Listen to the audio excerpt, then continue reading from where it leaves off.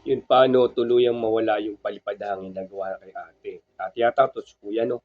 Yung dalawang beses na nagpagamot pero pabalik-balik, iisang tao lang po gumagawa sa kanila, paano ba mawawala, no? Tara, pag-usapan na natin.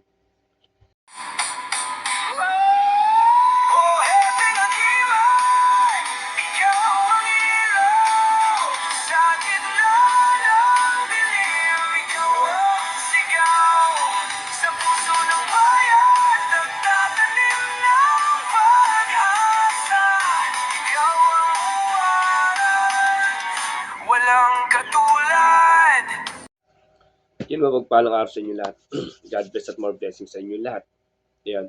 May katanungan si kuya about sa, at kuya yata o ate to, about sa palipad hangin. Uh, Dalawang beses sila pinalipad hangin. No?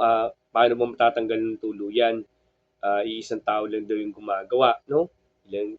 Dalawang beses siya nagpagamot. Isip, pang pangatlo, ganun pa rin. Paano ba tuluyan? Mawawala yung palipad na hangin na ginawa sa kanila. Ito yung kanyang bigyan natin kasagutan. Tsaka yung nagalit mga kalat po kaya ito ni Slatic Valderrama, rekta na lang yung PM. Mga kagimat, pasensya na po sa mapapakaroon doon natin. Mga kagimat, no, about dito sa katanungan ni ate. No, sa palipad hangin kasi, usually kasi, madali naman po matanggal din naman po yan. No?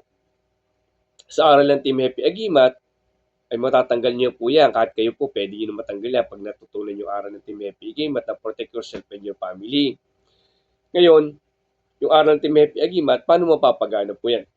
Kailangan po yan, linisin natin puso't isip natin para mapagana natin yung aral ng Team Happy Agimat. No? Kaya atin naman na nagpapagamot sa mga ibang gamutan, no? Ang problema kasi dyan, misa kasi, meron palipad hangin na gawa talaga ng mga tao at meron palipad hangin na gawang cut ng isip natin. Number one po dyan, yung pagtatamang hinala natin. Minsan kasi hindi naman talaga yun ang gumagambala. Nagkaroon lang ng tao sa papel, nagkaroon ng kaitsura, halos kaitsura nila, pagbibintangan natin yung kapitbahay na pinaghinala natin. Yun po kailangan po kasi. Kailangan po talaga kasi i-clear natin ang sarili natin. At yung sakit nyo po na pabalik-balik, kung sa galing titigil, yan po kasi magiging pabalik-balik kasi hanggat din nyo inaalis yung puot sa puso nyo. Ang sa akin lagi po, sinasabi ko lagi, patawarin po natin mga nagkasala po sa atin. Kung may ginawa mo sa inyo, pilipadangin kayo, yan po ay sa pagbabalik niyo ng Panginoon, sa dasal po sa tatlong persona, at linisin niyo po, matuto kayo magpatawad sa kanila, kung sino man gumawa sa inyo, ay hindi na po kayo tatablan po ng ganyan. At aralin yung aral ng Team Happy at makakatulong po sa inyo, kaysa magkaroon pa kayo ng ganan, hindi nyo ma-100% tagal sa puot sa puso, ay makatulong aral ng Team Happy Agimat para matanggal po yan. Pero hanggat kasi po, sa comment po kasi ni kuya, ni ate, sa comment yun po kasi, may post kayo sa puso. Apo, mahirap man, yan po kasi po, di ba, mayroong mga post dyan na sa Facebook natin na salitang oo, wala na, hindi na ako galit, pero sa puso hindi, salita lamang. Kailangan po ma-clear po talaga natin yung katotohanan po talaga na kaya natin magpatawad. Patawarin niyo po at wag kasi ganito po yan, no?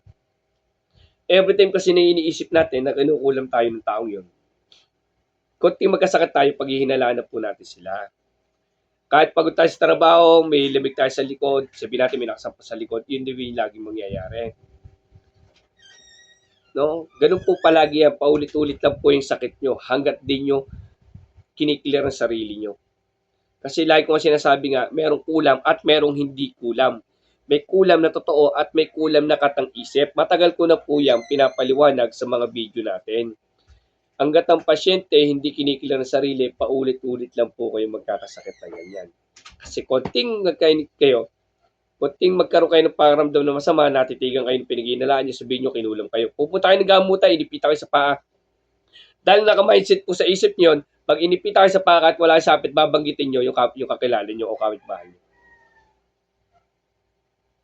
No, yun po, no, ganun po ang mapapayo kay kuya, ay ate, yung gusto nyo mawala yung sa palipadang na yan, paubayo sa panggagamot, paubayo sa Panginoon, huwag nyo paghihinalaan, o sino man, huwag kayo magtatamang hinala, clear sarili nyo, makatuto magpatawad. Kaya lagi sinasabi, pag sa gamutan ng Team Happy Agimat, dahil kung ginagawa ko dyan, ay hindi ko na pinapaalam kung sino gumambala. Kasi po, nagtatanim po ng galit yung pasyente at yung kasama. At minsan po, katang isip lang, kaya sabi ko, lakasan natin parang katang isip lamang ng pasyente na pag inipitan, yung sisigaw nila, maririnig ng mga kasama nila, lahat yung magkakahinala sa pinagsisigaw mo, di ba? Dumadami po yung yung kasalanan, no? I-clear po sarili natin, magdasal tayo, maraming sumasapal na bagay ng maraming humingi ng tawad sa Ama at magpatawad tayo. Yung po pinamaganda, tapos may aral po tayo dito, magamit nyo para sa hindi kayo madali ng mga palipadangin po. Madali lang po yung palipadangin na yan. No? Sana makatulong kay ate at kuya. I-clear nyo po sarili nyo. Sa inyo po kasing ganang kasi sa comment lang po, halata ko na po na may puot sa puso at may pinaghihinalaan na po kayo. Salamat. God bless.